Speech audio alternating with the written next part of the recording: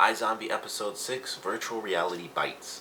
This was definitely a pretty good episode. I enjoyed a lot of the crazy little moments that we got to see in this one. We got to meet, or not meet, but we got to see Babineau run into Blaine during the little scene where uh, Babineau is, on homicide. So, of course, he ends up finding the delivery boy that the woman kills in the beginning of this episode. And they run into each other and they have a little moment, and Blaine's like, why don't you, come back, check things out. It's just the ice machine. And he's, of course, get another brain anywhere you can. And, it was kind of a cool moment. These two characters run into each other, of course. Depending on how things go with Liv finding out that Blaine was meeting, was basically in cahoots with the Candyman, it might kind of take things to a whole different level, because Babineau will be like, I know this guy, went to that shop, and of course, it kind of clicked, like, he lied to me. Simply saying that he was the only person there is as simple as that. And, that could kind of steamroll things. We'll probably have to wait for that, unfortunately, but I feel like that's what's going to take place. She might try to handle things on her own at first, because, of course, if she kind of says, like, hey, this is the Candyman, and obviously it's Blaine, a zombie, she'd kind of have to let Babineau in on the, all this zombie, stuff happening behind the scenes, and odds are they aren't going to push that in season 1. I'd love it if they did, just because it would, be like really quick, pacing for the show, and he'd, be like, that's how you have these visions, and then of course he'd know about the brain eating stuff, and all these questions that he'd have, and just how his character would react, I think would be pretty funny too, or really dramatic and serious, depending on how he feels about it. But I thought that was a cool little moment. Of course, the reveal at the end with Blaine being next to the Candyman was cool for Liv to find out. And also, like, the crazy detective mode with Major, and he's trying to find out, he goes through over 100 videos looking at all this stuff. He gets blurry shots here and there of the Candyman, and then he finally finds a picture, and of course Blaine's included. And in the preview, he even follows the guy. He, like, breaks his window out and he finds a brain in there. I don't know what to expect about that. Like, I don't know if he's going to go to Liv and be like, I found the Candyman, and, he had a freaking brain. He was talking to someone, so someone's going to know what he found out. Like, he's not just going to be like, I didn't find anything. I mean, he could do that technically, but I think, based on him being sort of an average character where he doesn't know the whole zombie thing, it's just like, this guy's a psychopath. I mean, obviously he's a killer anyway, so he has a brain. That might be like evidence, 100% evidence. It's like, no one's going to have a human brain in their car. So it depends on what he does. Of course, if he ends up getting caught by the Candyman in the next episode as well. Because honestly, I thought they'd show it in the trailer where he was going to get caught. So I was just like, it was like, what, a 5-second clip. I was just expecting the Candyman to walk up to him and, pull him out of the car or something. So depending on how all that stuff plays out, it could really speed up the pacing for the show, which I personally don't feel is slow anyway. I mean, it's only the 6th episode. I think they're definitely doing a great job of showing us the big moments that happen. Like in this episode, we actually lost a character who, personally, I thought she was going to be around for much longer. I didn't think she'd play like a huge role or anything, but I definitely thought she'd kind of just be that character that Blaine talked to, because he barely talks to anyone else, so it's only like 3 or 4 characters he actually talks to anyway. I figured, well, she'll be one of them. And because she killed his delivery guy, he, kills her. He apparently drills her brain, and I don't really know what he did with her body afterwards, if he, chopped her up, if that was her chopped up body. It didn't look like it, but I also wasn't paying that much attention as to what this hacked up body looked like at the end of the episode. But that totally could have been her. He's obviously going to get a new delivery boy who, I guess he doesn't turn them into zombies, because the kid in the beginning didn't know. Initially, I thought he knew everything that was going on and stuff. And then when she kills him and eats his brains, it's like, that was just a normal delivery boy. He didn't know about the whole zombie thing. They kind of hide that from them, and it's just like, here's a random delivery boy. I'm not going to kill you, and then obviously, like, have to pay you more to keep my secret and still do deliveries. So they kind of keep them out of the loop. It's just like, here's your baguette, here's this, and whatever the name for the thing was, it was like ghoul something. And they probably made that up because it's like ghoul, but it could have been a real thing. I would have no freaking idea. But it was definitely interesting. I thought it was kind of cool, and it's like, they find his body in like the middle of the episode with his head chopped off because of course she ate him, or ate his brain at least. And so he's found out, and it just kind of goes full circle for the episode where she kills him in the beginning, because Babino, of course, works homicide. He ends up going there and finding out this is where the kid worked. So this is what was in his stomach.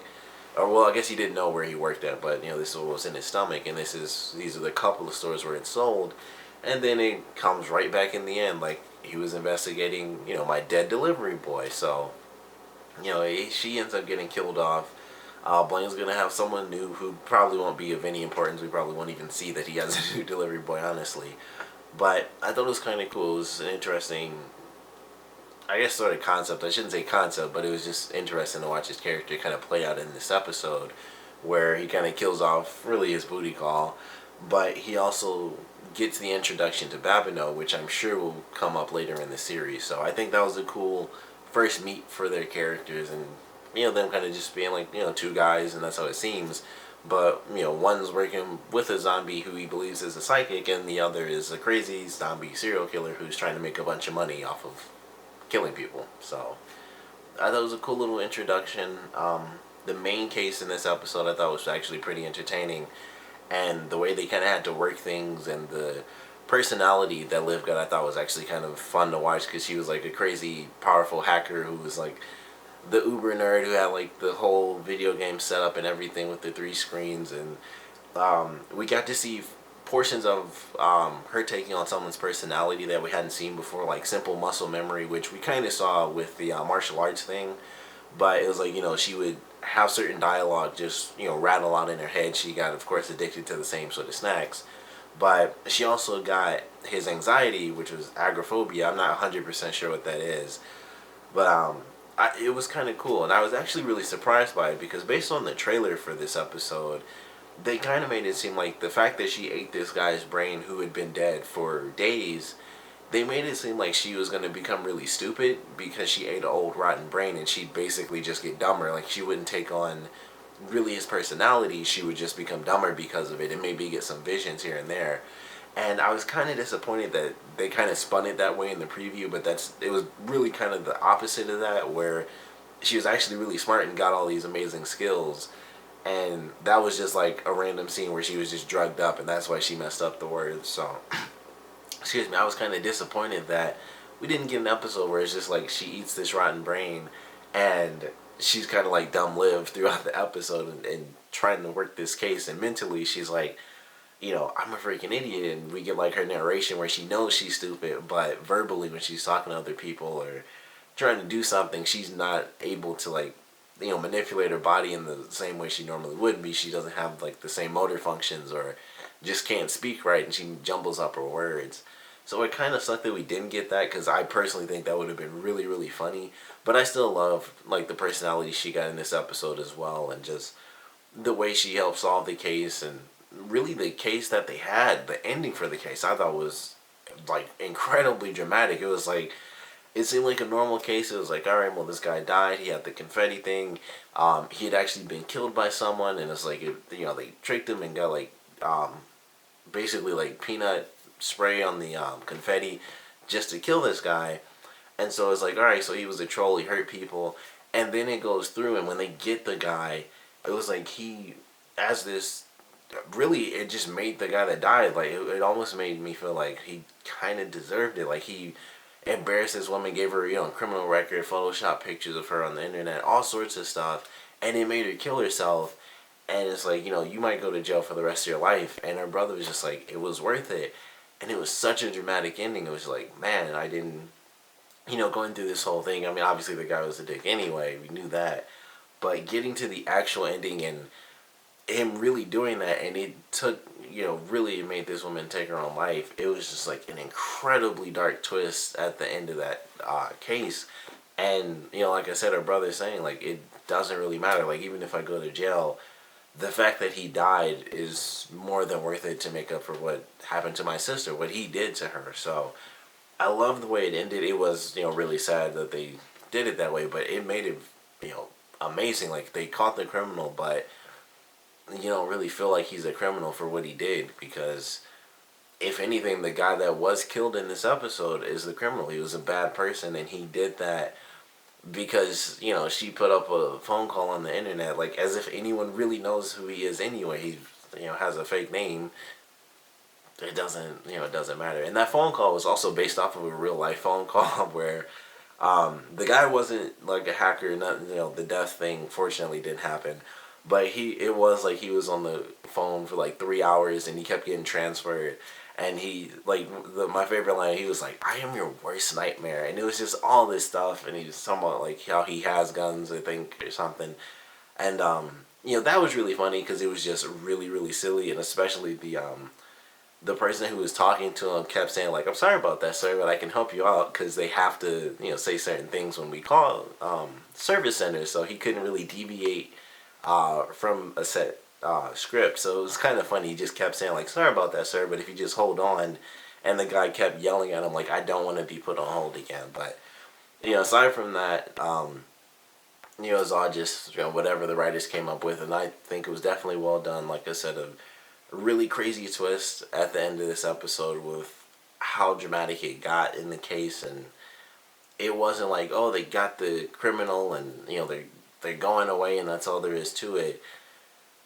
And it's just like, I don't know, like it's one of those things that kind of makes you think like, I'm not sure I want that person, you know, even though that's technically the murderer, I don't really want that person to go to jail because of the reasons, you know, why they did it. So I thought it was incredibly well done. We also got some funny moments because of the case too. The initial stuff with Babineau talking about how bad the body stunk. Also, Liv getting to play online with her buddy, and so the two of them, like Ravi is on there, like he knows all the lingo and stuff, and you know he's helping her out, and they're getting all dramatic when she's in there. It's like, you know, you only have one boon, and he's like, you know, you have to find full auto and stuff like that. So it definitely had its lighthearted moments because that's just the show. But I enjoyed this episode. I like the, you know, really big steps that we took in this episode because some crazy stuff seems like it's going to take place in the next one, especially with Major. And, you know, Liv knowing that Major found this stuff, and they know he obviously got beat up looking for the Candyman. And now that he found out who it is, and she knows that Blaine is involved, it's like, well, this is far beyond like kids going missing. This is like brains being, little kids or teenagers having their brains eaten, and also, you know, Major kind of going into this not really knowing everything he should know. Like zombies can go like crazy super strength and punch you out in one hit and then, you know, toss you and you're done for. So I'm excited for what they're doing. I love this episode, of course.